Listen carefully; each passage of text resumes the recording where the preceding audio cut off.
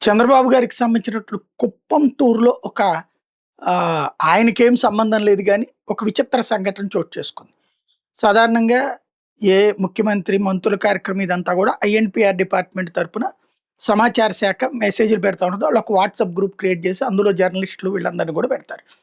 అయితే చంద్రబాబు గారి టూర్‌ని డీడీ వేలాయుధం స్వయంగా చూస్తున్నారు. అంటే సమాచార శాఖకు సంబంధించినటువంటి డిప్యూటీ డైరెక్టర్ స్వయంగా పర్యవేక్షిస్తున్నారు. ఎప్పటికప్పుడు చంద్రబాబు గారికి సంబంధించి ఆ కార్యక్రమాలు, ఆ వీడియోలు ఇవన్నీ ఆయన పోస్ట్ చేసుకుంటూ వచ్చారు. అకస్మాత్తుగా నిన్న ఆయన ఫోన్ నుంచి ఆ గ్రూప్‌లో వాట్సాప్ గ్రూప్‌లో అశ్లీల వీడియోలొచ్చినాయి. అది గూడా చాలా దారుణమైనటువంటి సెక్సువల్ విజువల్స్ వచ్చినాయన్నమాట. ఆహ్, ఏకంగా సంసారం చేసుకుంటున్న విజువల్సే వచ్చినాయి. ఒక్కసారి అందరూ షాకయ్యారు. ఆయన నోటీస్‌కి తీసుకెళ్లారు.